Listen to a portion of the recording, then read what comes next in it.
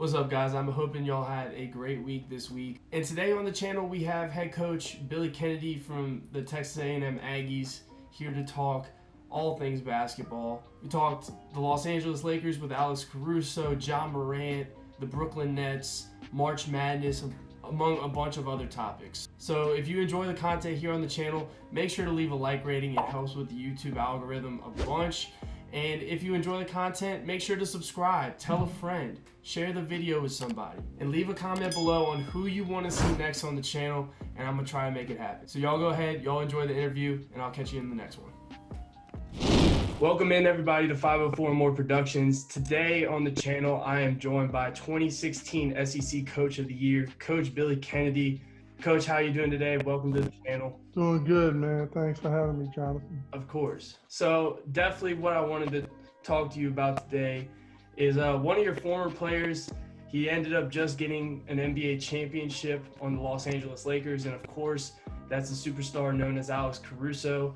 And I wanted to talk to you about his development from a Texas A&M Aggie into now jumping into the spotlight and capturing an NBA championship. So where do you accredit this growth of Alex Caruso, and where do you see him going on in his future years in the NBA?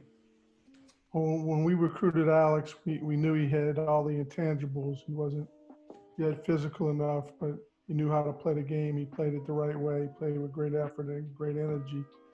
And he worked on his game every year. He got stronger.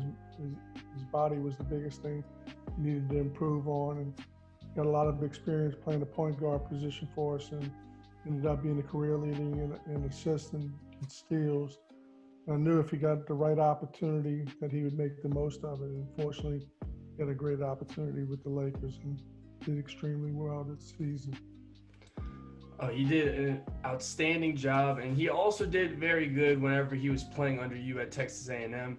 And whenever y'all were at A&M, y'all had opportunities to go further on and play in the NCAA tournament. But unfortunately, this year, because of COVID-19 restrictions, the NCAA tournament wasn't a thing. And since that couldn't take place this year, I wanted to go ahead and look back and ask you, what was your favorite moment coaching in the NCAA tournament? Probably two special moments. We had beaten North Carolina in North Carolina, and they were the defending champions, and that was a big win. Anytime you beat a team like North Carolina in Charlotte, the way we did, that was a fun time for us and our team just a few years ago. And then the other victory was the Northern Iowa win, where we had an incredible comeback down 12 with 44 seconds. It was pretty impressive. So those were two good memories that I had with the Aggies. A lot of great memories that you made with the Aggies. In your coaching tenure, it's brought you all over the nation. One place that you probably hold near and dear to your heart is, of course, Murray State, where this year you also were inducted into the Murray State Hall of Fame. What does it mean to you to get that induction into that Murray State Hall of Fame class of 2020?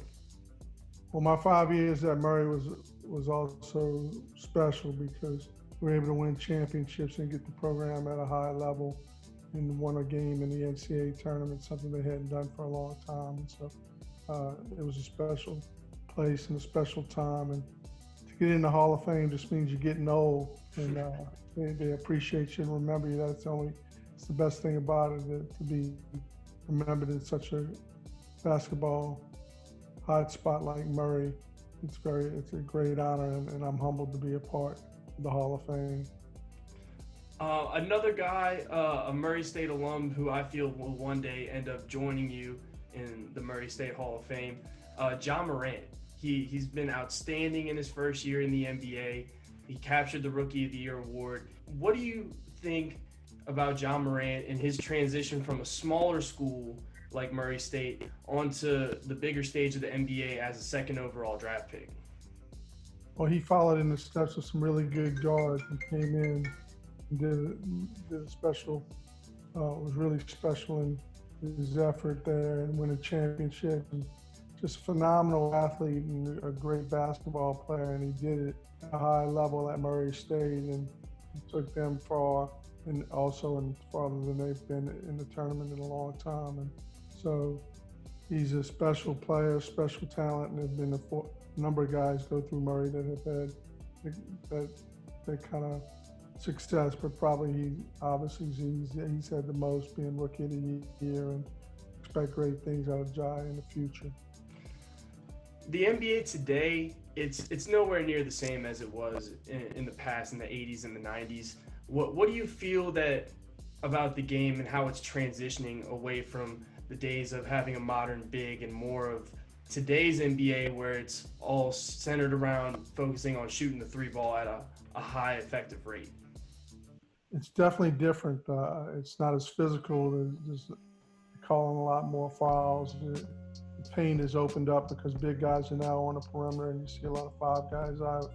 And that three-point line has been something that's been, you got to have shooters at every position now, because you got to be able to go out and guard the three-point line, because teams that five guys that can shoot the three, it's hard to defend.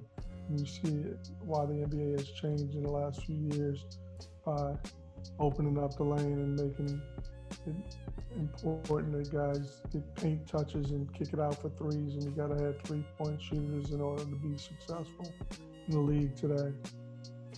All right, Coach, one more question before I go ahead and let you go. And before anything, I also wanted to thank you for going ahead and joining us today.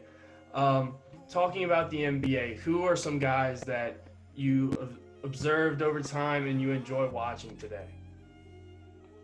Well, my favorite player that I've really, probably the best player that I've ever coached, was when I was an assistant coach at Cal Berkeley. It was Jason Kidd, and he was fun to watch and fun to follow, and now he's coaching the Lakers, and it's been pretty cool.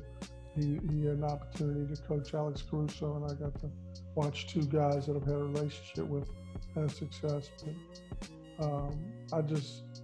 I love basketball, and I'm very thankful that I've had the opportunity to do something that I love in a lot of different places. And I'm now scouting for the Brooklyn Nets, and that's been something different for me. But it's part of basketball, and it's part of watching guys develop and grow, and that's been fun for me. Speaking on the Brooklyn Nets, how do you feel about the way the coaching staff of the Brooklyn Nets has come together this offseason, with Steve Nash going ahead and taking the head coaching job? You have Mike D'Antoni now as an assistant coach, along with Mari Stoudemire and others. You get a healthy KD and Kyrie Irving back. What do you think the outlook of this season is for the Brooklyn Nets?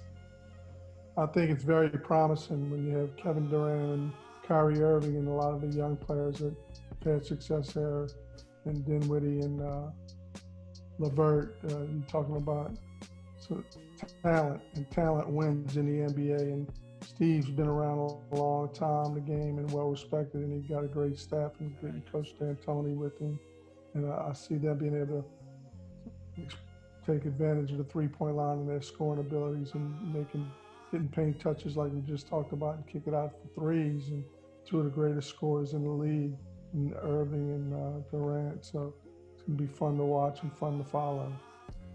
All right, Coach. Any last remarks before we go ahead and sign off? No, your dad is a good man. So I appreciate that. the way back. Appreciate that.